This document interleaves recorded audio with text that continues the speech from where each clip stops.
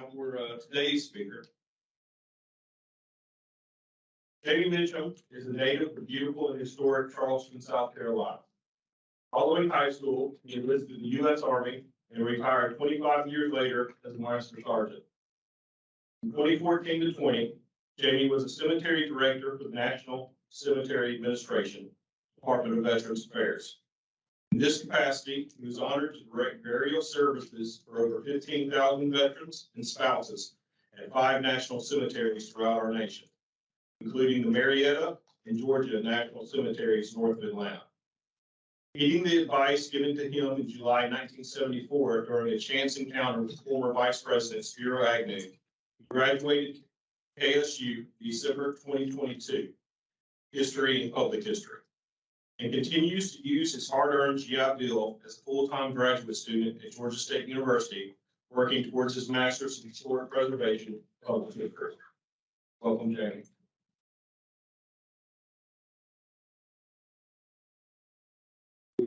Thank you. I was just thinking that it's either very brave or very risky to tell people that I had some positive interaction with Spiro Agnew.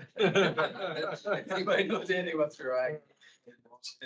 But I was just a little kid, 10 years old, and we're at a putt-putt golf course, and I'm just doing my little thing. And so it's the former vice president over there at the driving range, and we were talking. And so I wonder if he'd give an autograph. So a couple of us went over there, and he signed the back of my card and back of my scorecard, and something to the effect of how are you guys doing, and how was your school year, and keep at it. You know, so for me, I didn't know anything about all that funny stuff as governor and vice president. We're not going to go there right now, but so I've got the scorecard and a book somewhere. So one day when I get around to read, I'll find it again. So that's me and Spiro Agnew. When I was a little boy, growing up in Charleston, South Carolina, a historical wonderland, I was sharing this with some folks just a little bit ago. The historic cemeteries there were beautiful to me. So that whole process of going to my first funeral over with my wonderful great Aunt Annie, who had the smallest house on the beach and just fed generations and generations of my family as they were teenagers and then growing up, and I was the last of that group to benefit from that. So I just saw everybody very sad, lots of tears, lots of laughter, lots of recovery, and it all kind of took place between the funeral home, church, and the cemetery. So I always found cemeteries to be very consoling to me. And then you add the fact of all the history that you can find in it, and the headstones and the mausoleums. And then we're talking Charleston and dating back to the late 1700s. So I was the one sibling and the one child that was asking mom, "Can we go put flowers on the headstones this weekend?" Well, my brothers, so of course, run away, go do whatever the heck they did. So and then fast forward just a little bit, I had a military career, and I got to do some time in Europe. Very, very fortunate there, and I ran into the American cemeteries over there. And my first one was Luxembourg, where Patton is buried. Lots of people know about that one. And between that one and the one at Normandy, they're probably the two most well known. And if the St. Lawrence Catholic Cemetery in Charleston captured my heart, those American World War I cemeteries in Europe really captured my soul. And then I was able to get a career with the National Cemetery Administration a few years after retirement, and that's just a wonderful chapter in my life. Very grateful to provide those services to veterans, their families, and to help people out at a different time. Marcy and Tracy. Marcy Breffel is not here. She was here last year at this time from Oakland Cemetery, and I worked for her last summer. She was doing a learn to learn, and I ran into Penny, and Penny said, "Hey, Jamie, how would you like to come out here and tell us a little bit about national cemeteries?" And Tracy picked up the torch, and we communicated throughout the spring, and here I am. So I said, you really are are gonna give me the opportunity to stand at the podium and talk about national cemeteries and like throw me in the briar patch. And Dr. Dickey, I don't know if anybody knows, Dr. Jennifer Dickey from Kennesaw State University, who heads the public history department. If it wasn't for her, I certainly would not be here either. She is just a champion of students there at Kennesaw State. And thank you, everybody. I didn't get to meet everybody beforehand, but maybe afterwards. We can have a little chat. We probably recognize that picture on the second row in the middle. Marietta. Marietta, yeah, a whole bunch of folks here. I know I have a relationship with Marietta. So keep that in mind. We're going to talk just a little bit about that later on. And I wanted to highlight right here the top picture on the left. That's Ellen Ainsworth. She's from the great state of Wisconsin. And she was a lieutenant. She was a Navy nurse during World War II. And she was serving injured soldiers south of Rome in 1944 when they began to be bombed. She did not leave her post. She covered injured soldiers, and she was hit by shrapnel. Died 6 days later, and is a recipient of the Silver Star. And she's buried at the Sicily Rome American Cemetery, which I was able to visit just last summer. And out of all the stories I was able to run into there, hers resonated with me and just has.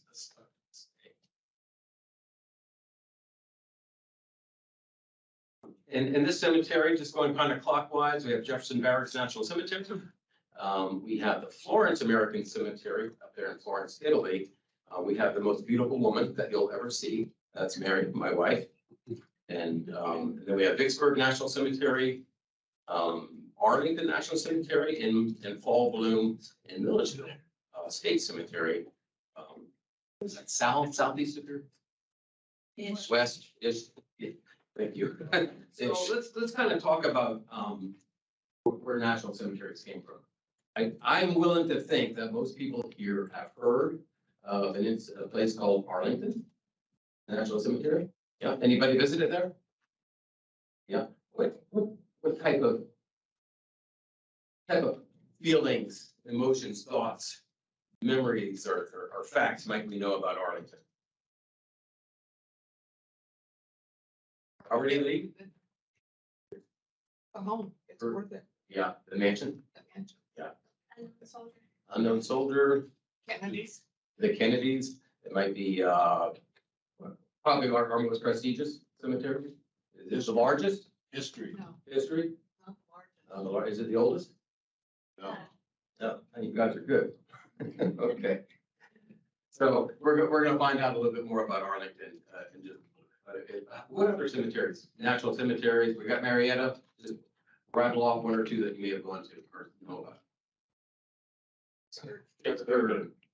Chattanooga. Dallas. Dallas, yeah, Dallas is great. Riverside, Riverside. California. Punchbowl. Punchbowl, talk about a story. Yeah, so we know a few national cemeteries here. Prior to the Civil War, unit goes out to battle, both die. Most likely what was going to happen is they're going to be buried somewhere on the spot in a mass grave, maybe an individual grave, and maybe somebody wrote them a letter to their loved one. And that gravesite was probably going to be forgotten about eventually.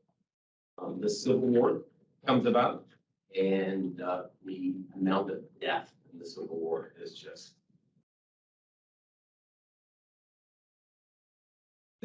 it's difficult to conceive. 2% of the population dies in the Civil War. 600 to 700,000 casualties. Lincoln recognized that he needed to do something to keep the support of the population. Things were not going well for the Union Army in 1862. But that is where national cemeteries came to play. Congress passes legislation in July of 1862, authorizes the president to buy land, and the first 14 national cemeteries throughout places where the war is being fought, where hospitals are, where personal war camps are. So the first national cemetery we've established is not Arlington, and on the next screen, we'll find out which one it is. Fast forward just temporarily to today, and there are 5 agencies that take care of national cemeteries. We have the Army, National Cemetery Administration, American Battle Monument Commission, state and territorial VAs like the Georgia Department of Veteran Services, and the National Park Service. All right, so what we want to do is we're going to start with the National Cemetery Administration. They take care of 155 national cemeteries throughout the nation and Puerto Rico. And then you can see that the first one was Alexandria. And when you see NC, that third bullet down, that's not North Carolina, just National Cemetery. When I was going through training to become a director, like every cemetery ended in NC. So we kept studying all the cemeteries. I said, how many cemeteries can you get in North Carolina? It was just one of our. So the NCA is part of Big VA. Department of Veteran Affairs, I think we all know Veterans Health Administration, that's the hospitals, Veterans Benefits, and then you have the National Cemetery Administration. And those are the folks who maintain and take care of those 155 cemeteries. Today, there's over 5 million burials of veteran spouses and eligible children. After Alexandria National Cemetery, there was not Arlington, but there was an Atlas. And I'm not sure if you can read that list on the right-hand side. Gosh. And that's okay if you can't. The one point I want to make, that's the first 16 established cemeteries. And Arlington is still not on the list. But the two that are very interesting to me are Chattanooga, right up the road, up 75, and Beaufort National Cemetery. So just think, it's 1862, 1863, the war is still at its apex. And here are these national cemeteries that pop up in the Confederate territory to bury and honor Union soldiers. And quite a history behind that, and I don't have the time to go into everything, but I always find that very fascinating. Recognize that name on the upper left? Yes, sir. Yes, Who's that? conscientious objector. Yeah, Marine Corps, medic. What was the movie? Hacksaw Hacksaw Ridge, that's right, a great movie. And you know, the movie. It was well done. The movie was true, as one of those was true, and it could have been even more true to have 2 or 3 hours to add things that he accomplished. I know that Brad Quinlan was here back in September, and somebody else was here talking about Marietta and Georgia. I think everybody comes here to talk about Georgia history. But do we recognize what's going on in the lower left? Great looking motor chase. There we go. We had a lunch and learn on that not too long ago, right? It was at the General. So Andrews Raiders, and he was a civilian who gathered a bunch of Ohio infantry and they stole the General out of Marietta. Is that right? And they're going to create havoc all the way to Chattanooga, but it went awry. They tried to run, they got escaped, got executed in Atlanta, got temporarily buried at Oakland Cemetery, and then they got moved to Chattanooga. And they were the first recipients, the military folks were the first recipients of the National Cemetery up in Canton, Georgia. Established in 2006, and they're a very, very, very active cemetery. Do about 12 to 15 burials a day, and you can see they now have over 30,000 burials. Who here has heard or remembers Scott Hudgens? The Atlanta folks? Good, got a few hands. So I think he was a developer at Gwinnett County. I think Gwinnett County, World War II veteran, did everything that he possibly could, that a soldier could possibly be expected to do in the European theater. From D-Day to the Battle of the Bulge and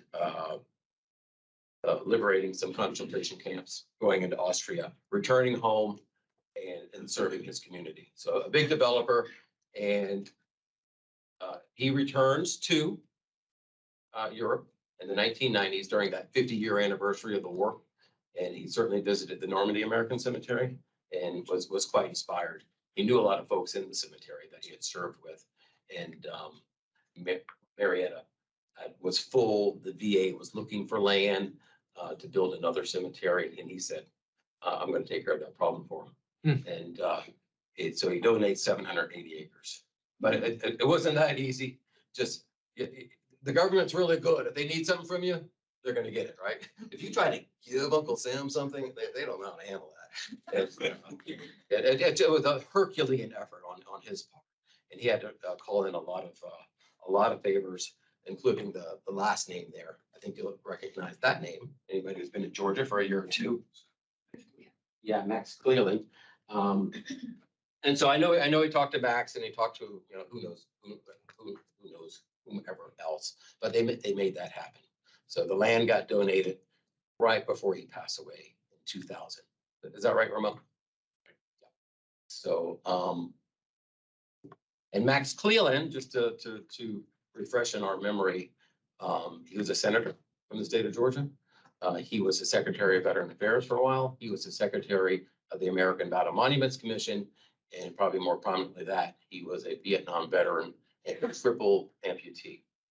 So he lost both legs and most of his right arm, I think, in a horrible accident in Vietnam. But then he went on to serve his nation in so many capacities. And he died just less than 2 years ago, and he's buried there at Georgia National Cemetery.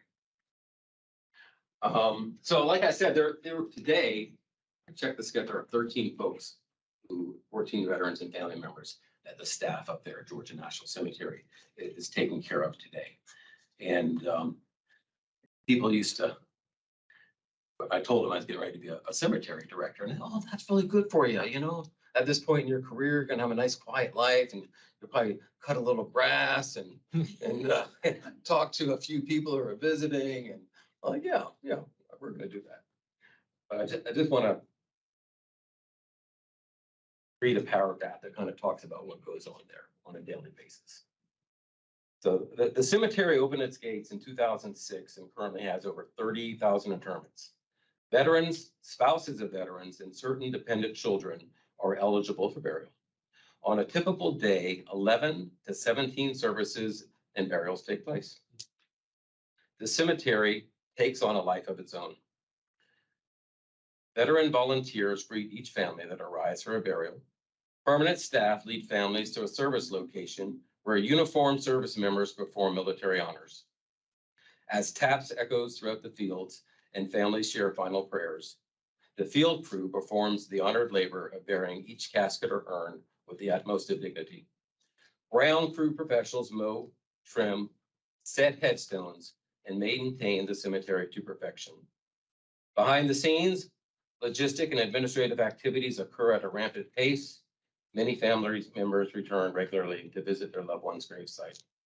The cemetery director oversees and synchronizes all efforts.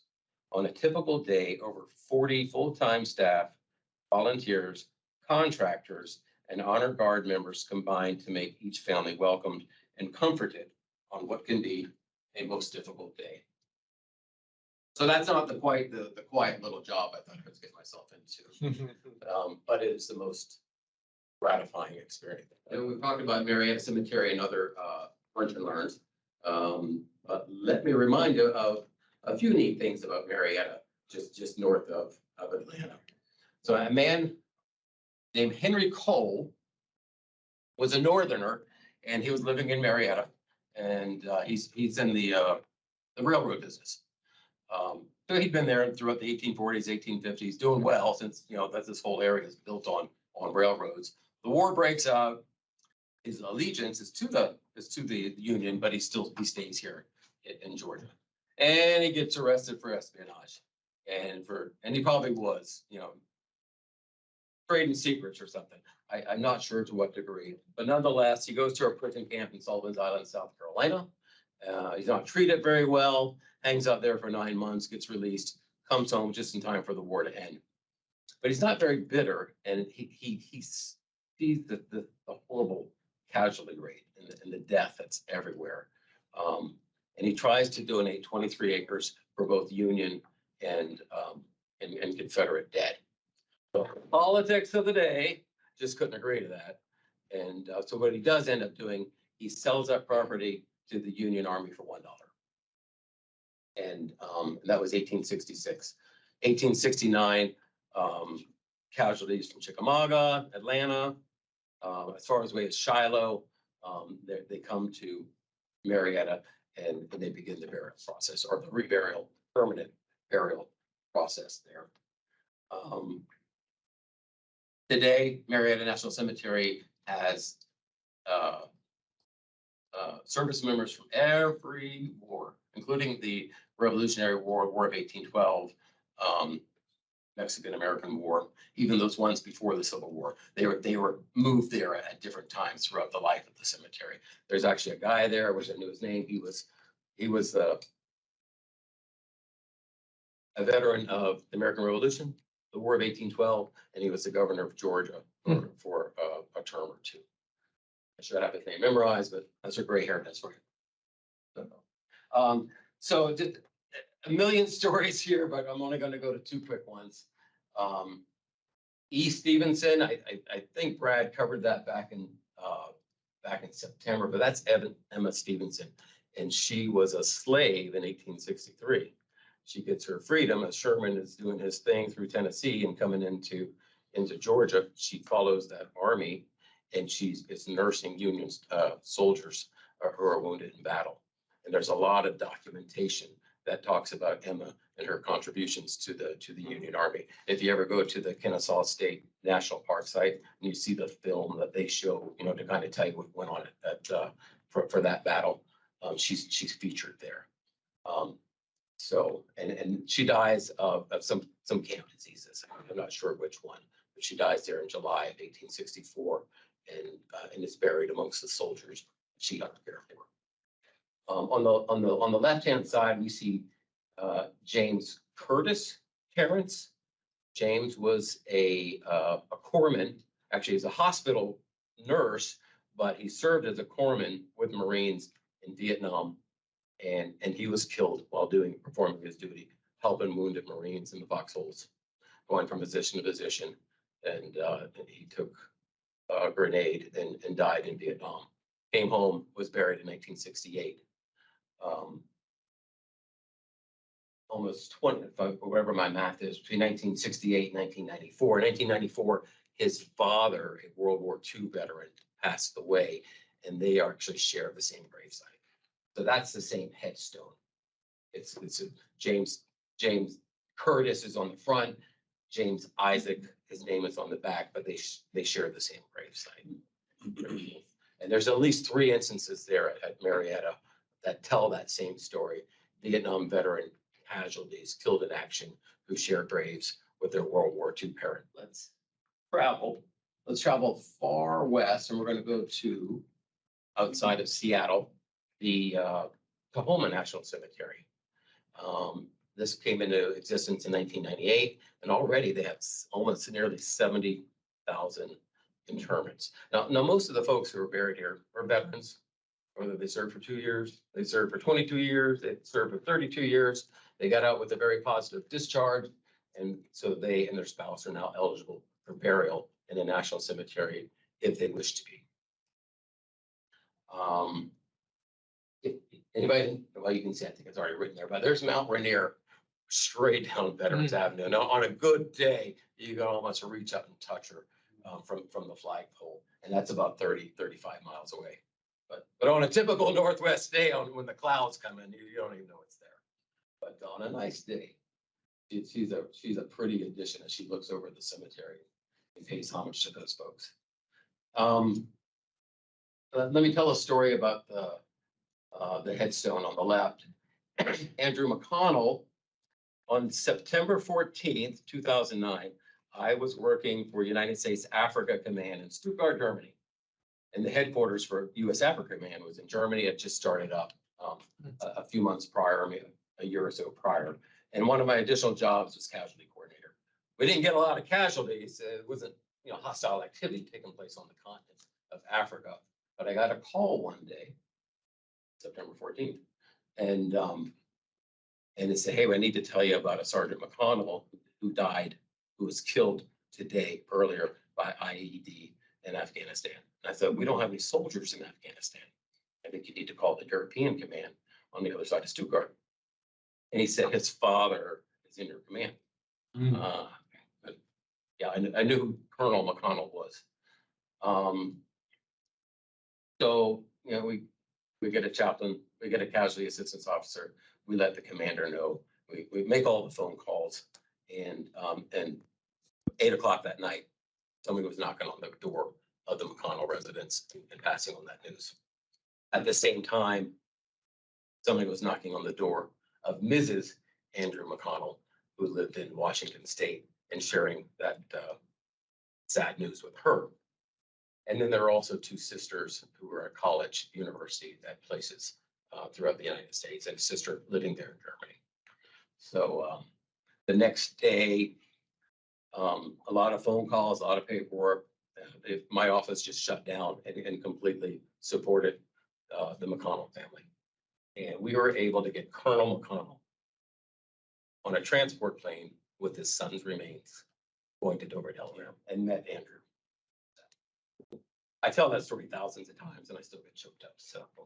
All right, South Florida National Cemetery, I was there for 2 years. Beautiful place down in West Palm Beach. And also one of our newer cemeteries opened up in 2007. And they're a very busy cemetery. Just look at that burial rate. All right. Let me see how I can tell this story. Corporal Belassis on the left and Sergeant Viva de Nera on the right. Sergeant Belassis' family is from Ecuador, and Viva de Nera, his family is from starts with a V. Venezuela. Thank you very much. So these families meet 3 times. They're immigrant families. Their sons were born in the States. They met at the funeral service for Riva de Nero after he was killed by an IED in November of 2010.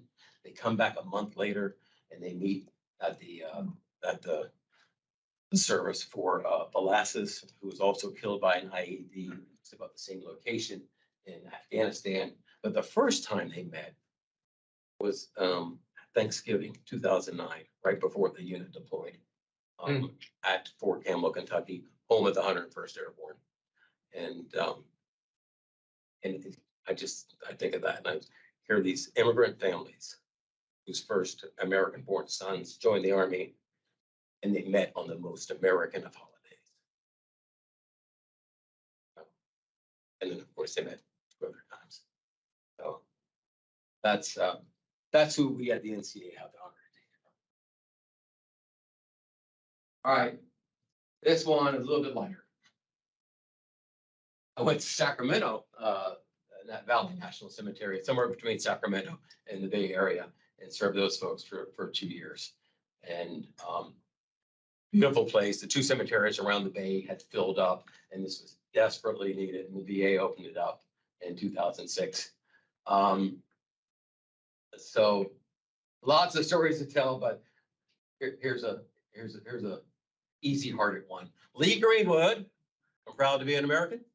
So he was coming to the cemetery. He and his family, they're going to bury his father. His father had been cremated. He was a World War II vet, and he had died some years ago. So I knew he was coming, and I kind of told my boss, hey, we got dignitaries coming on, but I promise we're going to give them the same respect, the same service, the same level of privacy, and no autograph seekers and no selfie lookers, from the staff. So he and his wife are the most affable people.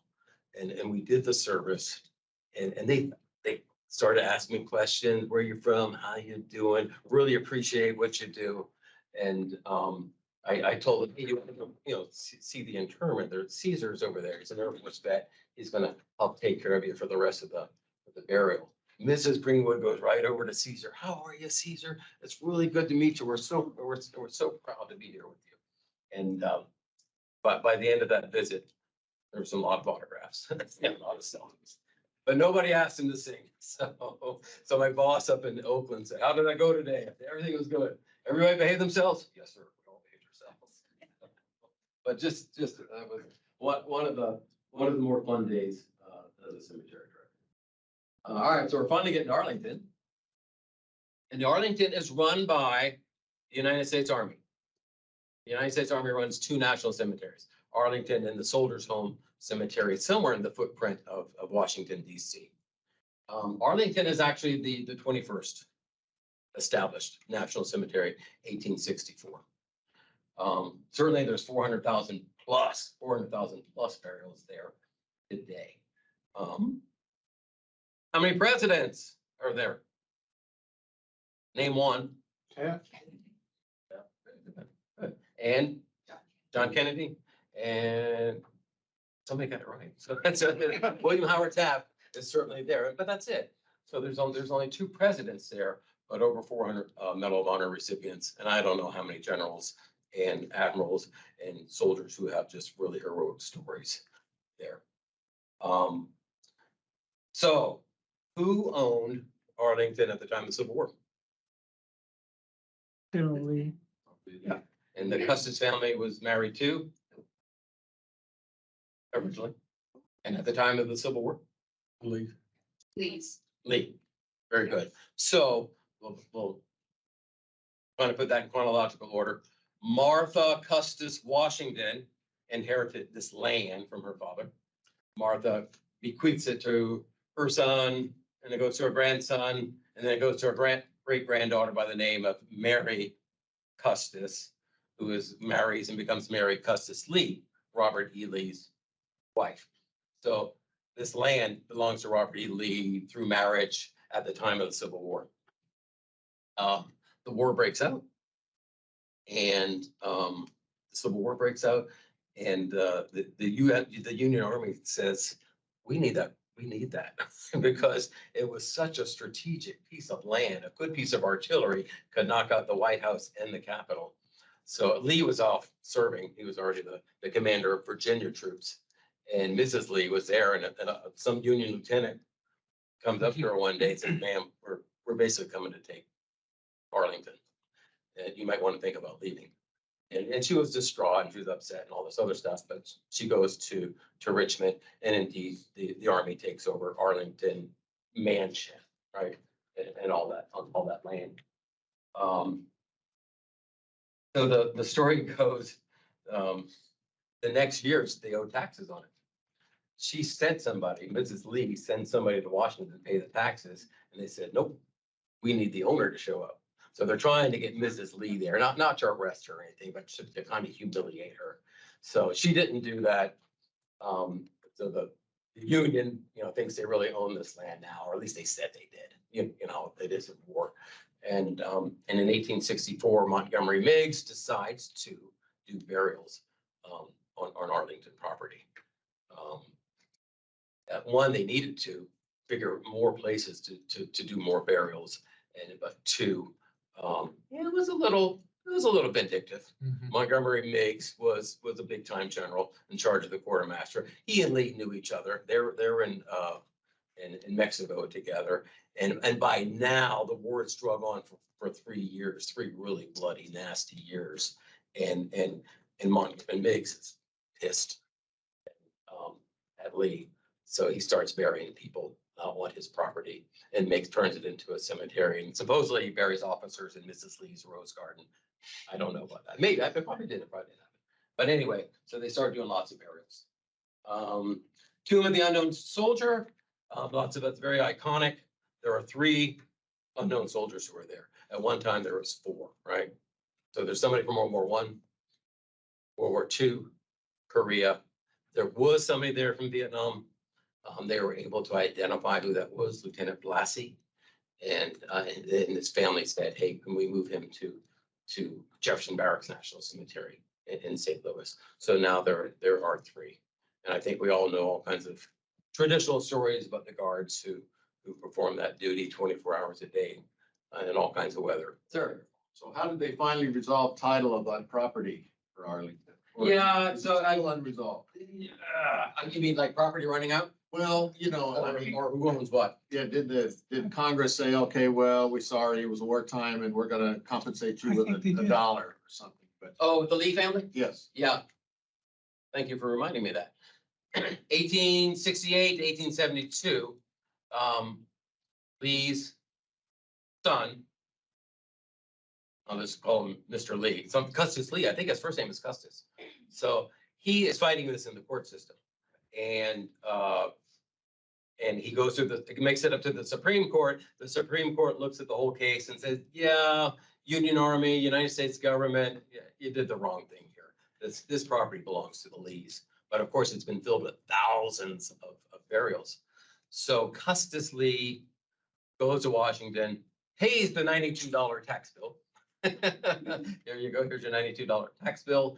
And in a signing ceremony the next day or later that day, the government buys it back from him for $150,000.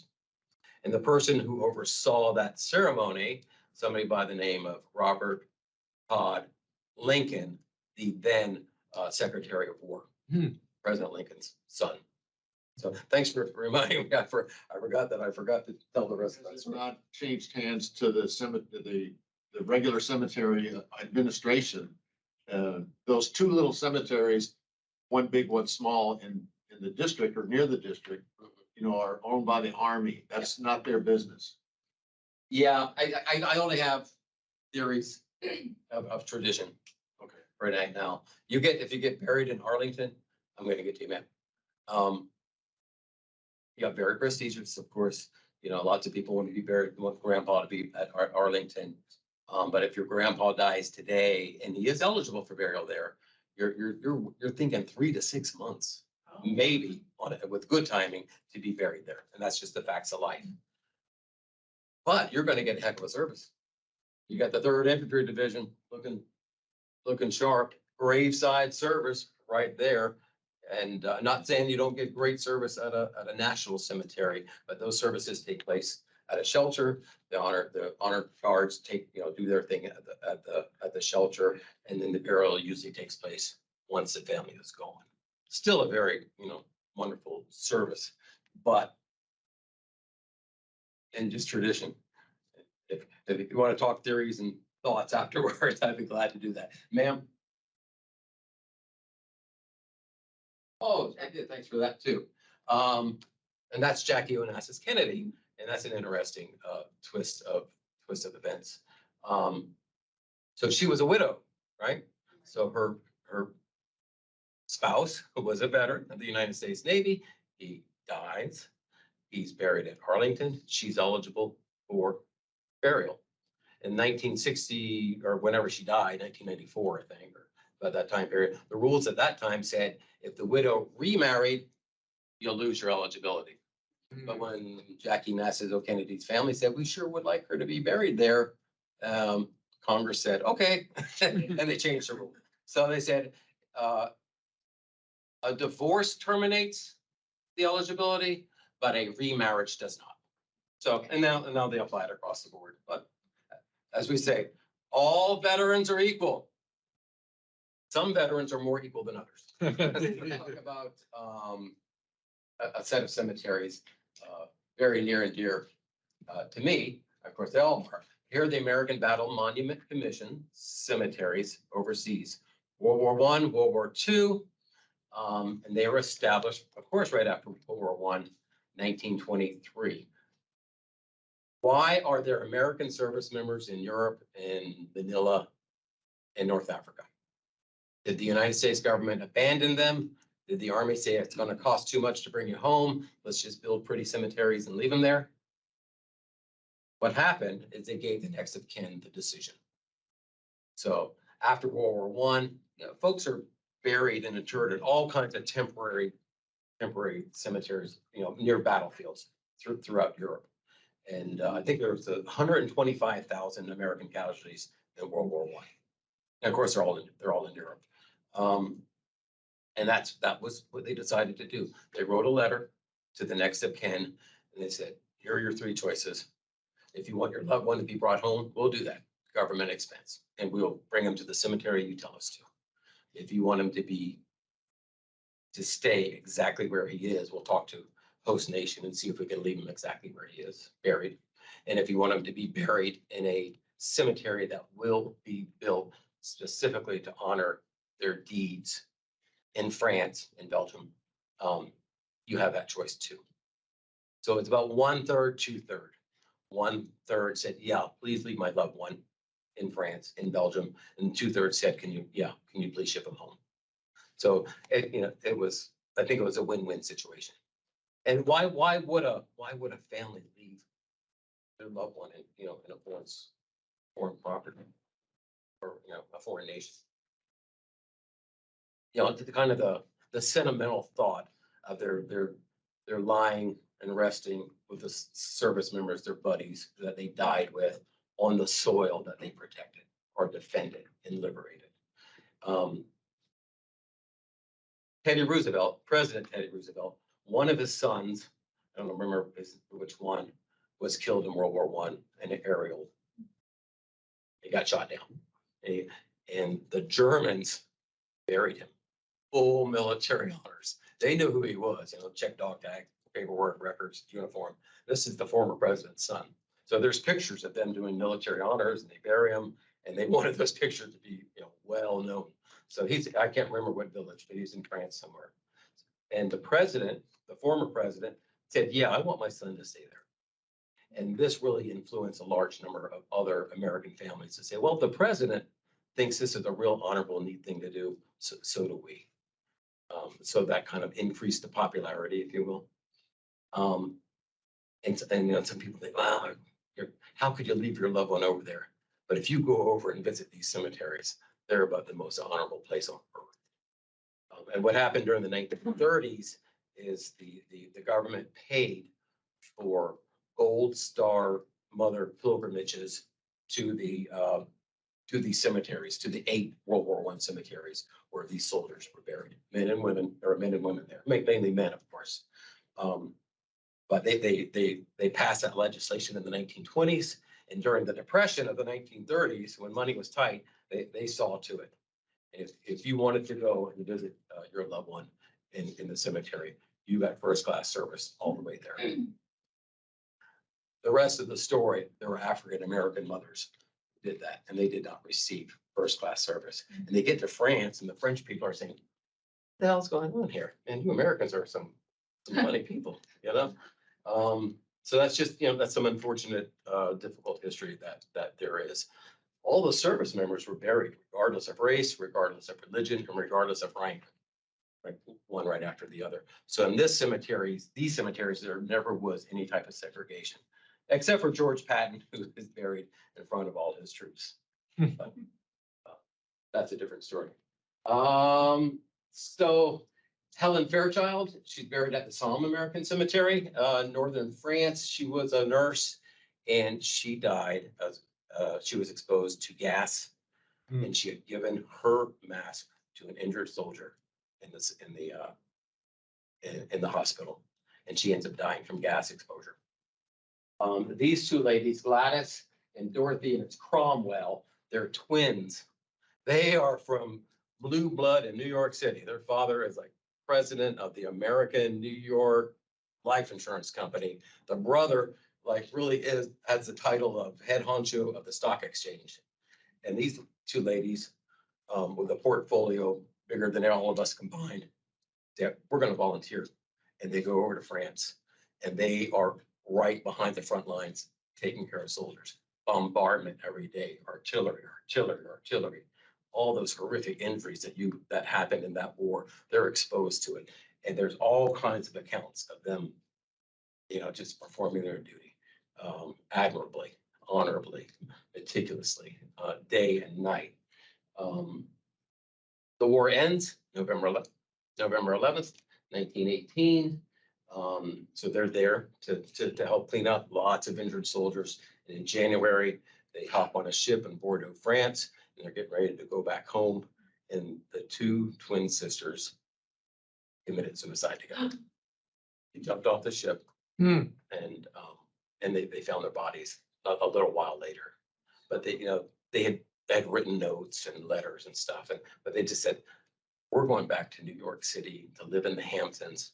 Nobody's ever going to understand what just happened to us and these boys and girls and for the last 2 years. Yeah, but they are buried at the Serin American Cemetery right outside of Paris. Everybody see the Eiffel Tower? Yeah, I just took that picture. I took all those pictures last month. So I got to go to 6 of these cemeteries in the last 4 weeks. And out of all 21 in Europe, I can say I've now been to all 21. Good. I don't know if that sounds like I'm bragging, but I'm really, I'm just touched and very grateful that I was able to do that. Took me 25 years to do it. So here's some examples of those notifications that went out to next of kins. On in the upper right, that's a World War I example. It actually went out to an aunt. And she's, you know, what would you like to decide? And she says, yeah, I'd like to have him brought home, but since he's in France, I'm happy to let him stay and stay there. But on the left-hand side, kind of like that more memorandum looking thing in the middle, that's a government letter to Dr. Norton in Conway, South Carolina. And it explains everything. What would you like us to do? Bring him home? Not bring him home. His son was a ground troop and had been killed in Europe. So he writes back. Even my strong glasses. As I have so often said before, this boy is one of twins. The other now lying at the bottom of the North Sea, not far off the coast of Holland, not far from Haarlem, where he was buried temporarily. And never having been separated in life, they are as close as they can ever be, just where they are. And so I wish this boy to stay exactly where he is, not only at the moment, but forevermore. So he is buried in the Ardennes American Cemetery in Holland. And right up there, you'll see a name, Edward R. Norton. That's his twin brother. His plane went down in the North Sea. They never found him, so he is on the wall of the missing. And they're in the same cemetery. So lots of these cemeteries, you find brothers, sets of brothers buried next to each other. And in this case, you know, they are still there, but they're still memorialized in the same cemetery.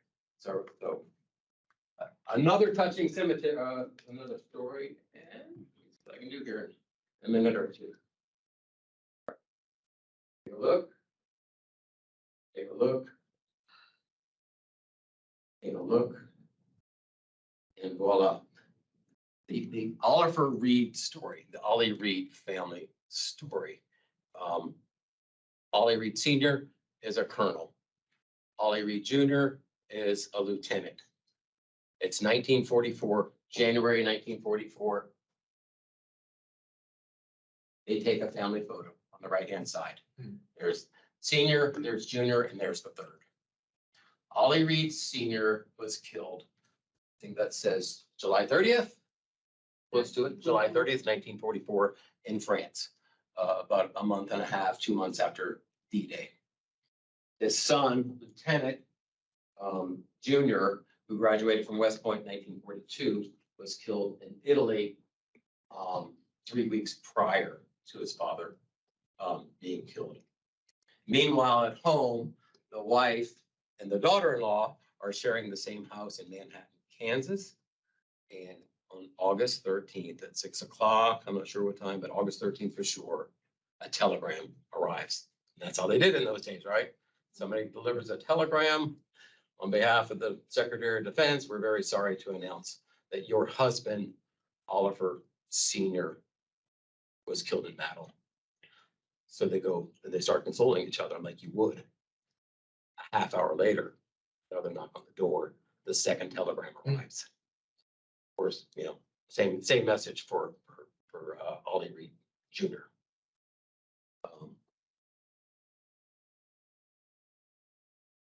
And if you didn't figure out, that's Ollie Reed III. So he's been to Normandy 3 times, that as the story was told to me by an interpretive guide at Normandy just 3 weeks ago. And that's the family on the upper right. So there's 5 generations of the Reed family who come back as often as they can in various capacities. But there they are, senior, junior, the third, his children, and a grandchild. And there's Sandrine on the bottom left. If you ever go to Normandy, you got to ask for Sandrine. And she is just a wonderful interpretive guide. She's French, speaks English better than you and I. And communication is not the problem, but make sure you have some tissues when she starts telling you stories. Because the appreciation that she has for all 9,800 Americans in that cemetery is not capable of being measured. So just a lot of other professionals there from the ABMC that I ran into in the last 4 weeks. Normandy, the Somme, the Lafayette Escadrille Cemetery out of Paris. ABMC just took that over. Those were the Americans who flew for France right before, years before the Americans entered. And they, 50 of them were buried in a crypt below that memorial. And then the ABMC took it over a few years ago, with lack of funding. So beautiful, beautiful cemetery and a great story. They flew for France. They're buried there by French, and they had their French commanding officers with them. So just fabulous stories. Andersonville Cemetery in Andersonville, Georgia. POW camp, where the Confederates kept Union, meant for hold 4,000 at any given time. They got 16 or 20,000. It was just an ugly mess. And I think 45,000 total internees over a year and a half, and about 13,000 deaths. You know, somebody knows different numbers. I think those are, but they died in the internment camp and the prisoner of war camp just because of conditions. And the Confederates couldn't feed themselves, you know, and just the treatment and those horrible sanitation conditions that they had there. It was just rotten. So it's still an active cemetery today. National Park Service runs it, and that's one of the 14 that they operate. Sir? 2 of my second cousins, 3 times removed, are there. Yeah. They died a week apart. Merritt and George Grit. During the Civil War, as They POW. were captured in Marysville, Tennessee, and brought down there. And have you been to see them? They died of dysentery 1 week apart. Yeah, I mean, it was horrible. And the water source was here, and the latrine was here, and the soldiers were here, and it's just everything you need to begin with. Andersonville is where my great-great-grandfather Moses Ballard died with the flu or the disease and was later moved to Americus. That's what you were telling me before we started. And so there are 2 state cemeteries run by the Georgia Department of Veterans Services, one in Glenville and one in Milledgeville. Just really beautiful, spectacular places. So I think I was talking to some folks and weren't quite sure if they're gonna choose Canton or they're gonna go down to Milledgeville or maybe Glenville, but any option is. And if you need to cut me off, but this is really the last slide. What does a service member get today? What does a veteran, what is the benefit that is received? I call it the final and most sacred benefit that a veteran is entitled to, the veteran and the spouse. Children, if they're 21 or younger, 23 or younger, they're going to school. But if a veteran passes away today, if they have their DD 214, you make a phone call and you can schedule a burial at a national cemetery that is performing burials. Some are closed, but over half of them are still open to new burials. Everything that happens inside the gate is covered by the benefit. The headstone, the opening, the closing of the grave, the military honors, the entire service, and the actual burial. And then perpetual care of the grave. So whatever you have to do with a funeral home preparation, remains or cremation, be prepared for that expense. Okay, but again, everything that happens inside of the gate is covered in perpetuity. I had to practice that word in order to graduate intern school, in perpetuity. Yeah. And it really is, other than Arlington, I'm not speaking poorly about Arlington, we're just talking factually. For a national cemetery such as Georgia National, it can be an easy process. If you made no prior arrangements, but your family has that DD 214, they can make arrangements. Most funeral homes are going to do this for you if you go through them. But if you don't go through a funeral home and you want to do it yourself for cremated remains, and if grandpa or Uncle Joe or grandma is a veteran or the spouse of a veteran and they're sitting on the shelf, sometimes this happens. We've heard all kinds of stories where grandpa was on the shelf for 20 years and mom and dad have passed away. And what are we going to do with grandpa? I did a World War I burial in South Florida a few years back. He'd been passed away for 30 years, but his granddaughters now have grown up and they made a few phone calls and we did the burial. And after this, if you want to talk about that again, so if you know a veteran or if you're still trying to get your, preparation for paperwork in order, see me after this. Love to talk. How many times can I say last slide? That's me. And, so if you have access to these slides afterwards, give me a call, give me an email, ma'am. Is there anything significant about Jefferson Barracks National Cemetery? A lot. It's very historic, very large. Their first burial is 1830s.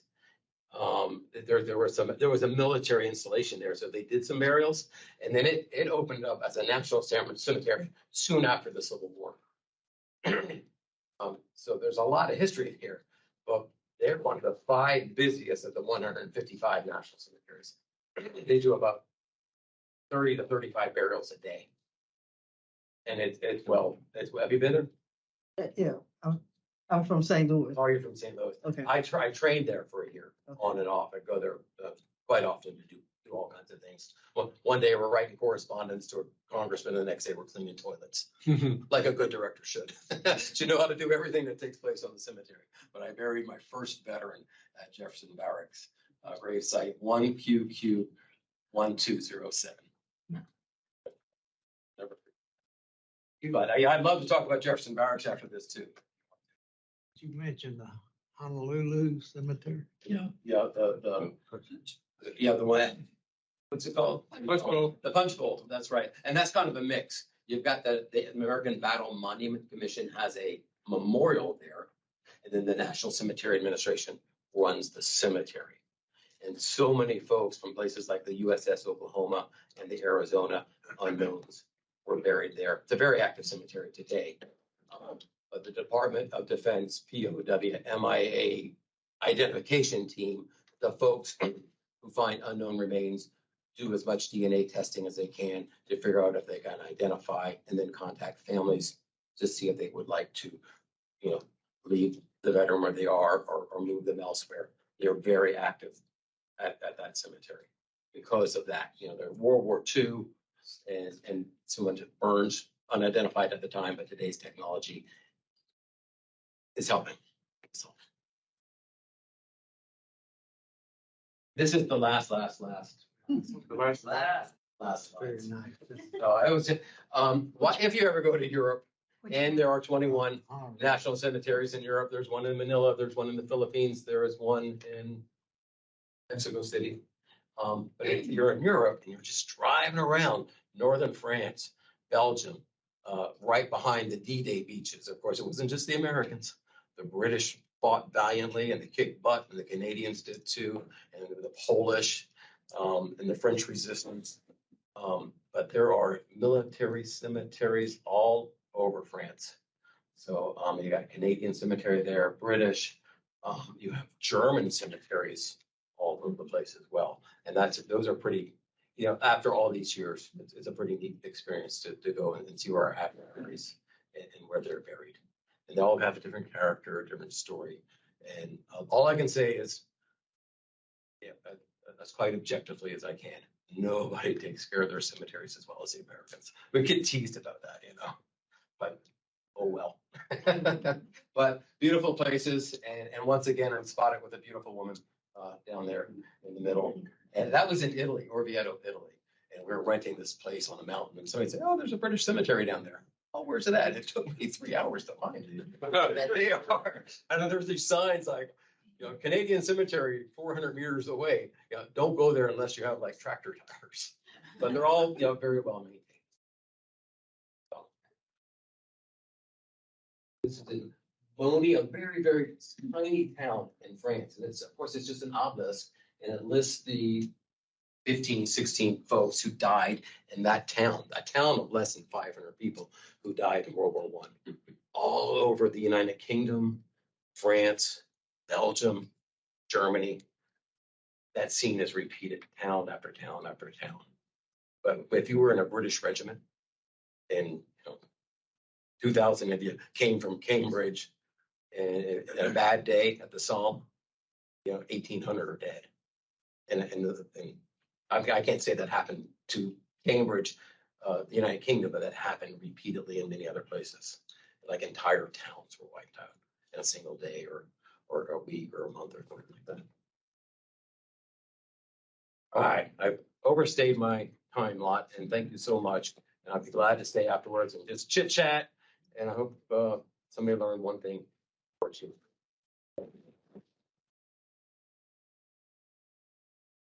Howard Taft. There was a door prize for that.